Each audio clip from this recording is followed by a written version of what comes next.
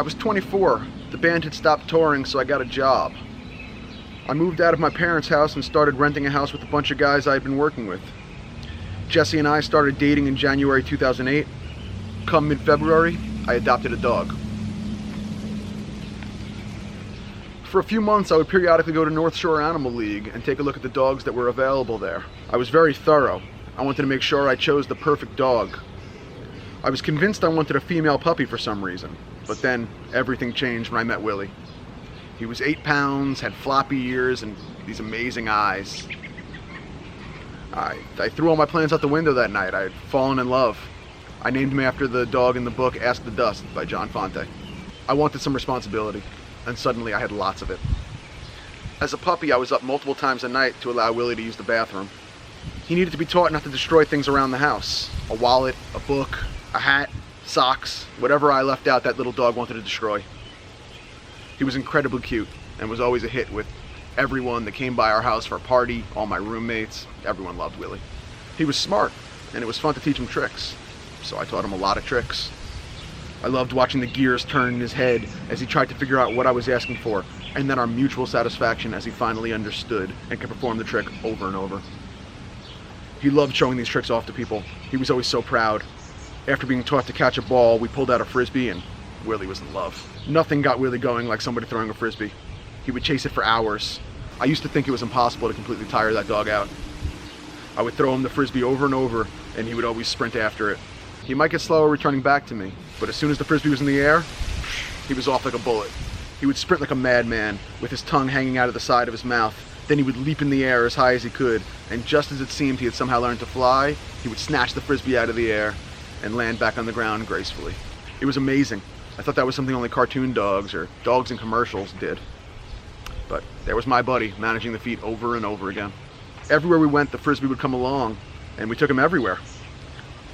We brought him on trips to Washington, D.C. He went on trips to Virginia more than once. He's gone camping in Pennsylvania a few times, up to New Hampshire for my brother Michael's wedding, and so much more. He loved to hike. He would leap into the car, so excited as Jesse and I drove to every park on Long Island that allowed dogs, and some that didn't allow dogs. We developed a love of walking through these places, spurred by Willie's love for it. Whenever we could, I'd let him off leash, and he'd love to lead. He'd run about 60 feet ahead to check on everything, sprint back to make sure we were still there, and repeat. Sniffing everything, chasing the occasional squirrel. He hated squirrels.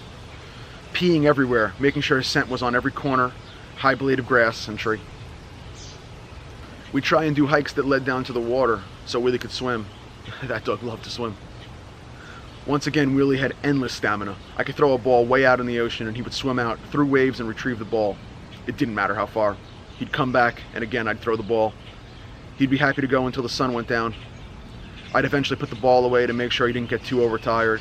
He'd lay down in the sand panting with his enormous tongue hanging out of the side of his mouth. He was amazing to watch, a true athlete. We'd be at these parks with other dogs. None ever swam as far or as continuously as Willie could. He was amazing. Jesse's parents had a pool, and again, there he would swim and loved sitting on pool float toys. Once we bought a house and had a pool of our own, you had a hard time keeping him out. Even last summer, that dog was a fish. He could swim and swim. I loved to just spend the afternoon in the pool with my dog, throwing the ball. Water wasn't only for swimming, though. We'd throw him in a sailboat, or in a canoe, or a kayak, or whatever. He was always so good. He loved those trips, always looking so majestic in these settings. He took everything in stride, always acted like he'd been there before. Now we're on a boat? Sure, he's in. We climbed mountains. I was overweight and out of shape when we did our first mountain, and he basically pulled me up as we bushwhacked our way to the top. I made it my mission to get in better shape so I could keep up with him, and we did it again. I tried to find new ways to do things with him. We learned he'd follow me on a bike. He could happily run next to me for 5 miles and still want a frisbee at the end. I taught him to pull me on a skateboard, and boy did he love that. This dog could have pulled sleds. He pulled Jesse and I all around town on our skateboards, tongue hanging out, just loving every second. Willie loved to camp. He loved large groups of people, all of us sitting together outside around a fire, or going down a river together. He just loved it. He was always in his element whenever we'd throw a party. He wanted to be in the middle of everything, see everyone, just be one of the guys. He had so many friends that he knew well and would get excited to see each of them every single time. Willie lived in 5 different houses with upwards of 15 roommates over time. Each house had parties and friends, and he loved every minute of it. Willie and I had a symbiotic relationship. We were constantly together. Every day I'd wake up, he'd get us ready. He'd leap into the car and we'd go to work together. He loved it. Work meant he got to see more of his friends. I usually get in early, and as everyone else would come in each day, he'd get so excited to see them arrive. He was loved right back, always gaining the affection of everyone I worked with. He would often howl with delight as he entered the building, and as different people arrived, more howls. It never got old. Each and every howl made me and everyone that heard it smile. While Willie had so many human friends, he was just as popular with dogs. People would always tell me how their dog doesn't do well with other dogs, and I'd explain, Willie was different. They'd be fine with Willie. If I convinced them to try, they were always fine. From then on, those same friends would say how their dog was no good with other dogs, except for Willie.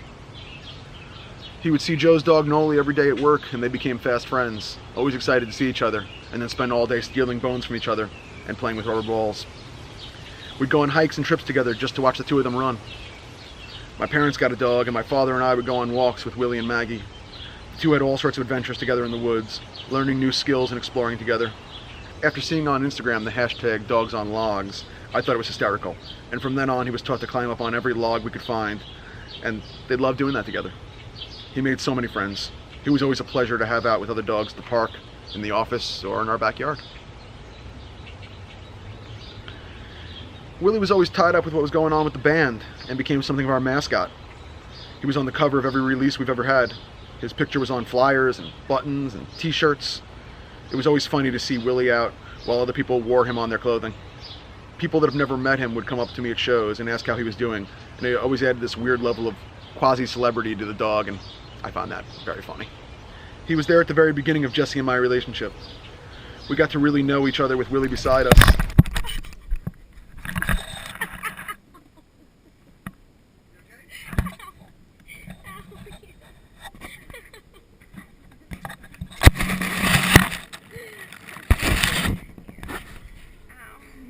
Jesse moved in with us, and he loved having her there every day.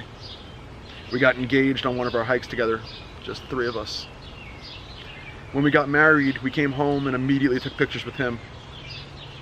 There's something beautiful and poetic. They made it to us having our first child.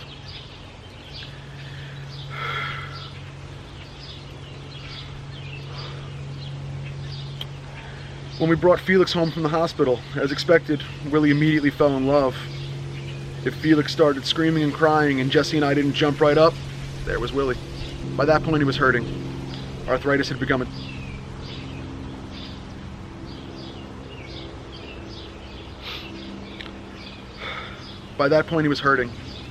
Arthritis had begun attacking his joints.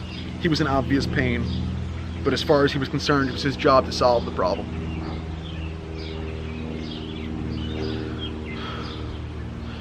Unfortunately, the amazing ride was coming to an end. Quarantine hit and we were no longer going into work every day. He stopped seeing all of his friends. He started to seem lethargic. He lost all of his old energy and excitement. At first we thought it might be depression, of life changing, from slowing down to a new baby in the house. It was a lot for an old dog. Unfortunately, the truth was worse. He had some sort of mass on his brain behind his eye, affecting his sinuses. I made it my mission over these last few months to give him as much as I possibly could. We took 3 slow walks every day. We went up to the park and practiced some of our old tricks that weren't so physically demanding. Just trying to keep him sharp, keep his mind working. I fed him by hand every meal over those last months, making sure he got all the nourishment he needed, trying to encourage movement, happiness, and life. He seemed to take some enjoyment in his new schedule and these trips to the park. His breathing became labored when he was in the house, so Jesse, Felix, and I we just lived outside with him. As the coronavirus cases in New York slowed, we started trying to have his friends over as much as possible. Everyone is, of course, still wary at the moment, as they should be, but hearing what was going on, those closest to him all did their best to make sure they saw him. He loved people coming by, You'd see him try so hard and see glimpses of the young, jovial dog he once was. I cried. I'm not a big crier in general, and I've never in my life cried as much about anything as I have these last couple months. He fought as hard as he could, as slowly things grew worse. Work opened back up, so we visited the office a few times just so he could be there. We stopped by one of the local trails to give him a chance to experience that again. He saw a little more family and friends as the numbers on coronavirus slowed. Still, he would try to follow my nieces and nephews into the pool, still trying to be the dog he always was, fighting so hard. At the end, he went blind, and he could no longer stand. The pain was too much.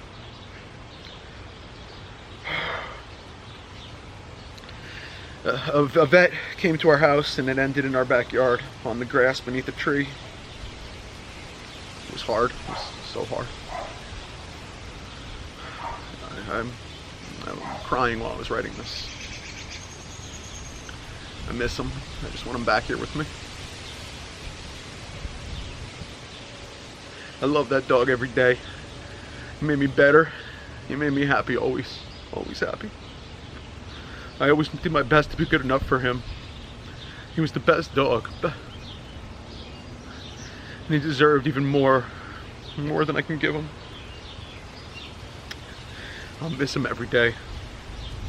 I don't know when it's going to stop hurting. I don't know if it ever will. I love you, Willie. You made an indelible mark in my life, and you'll never be forgotten.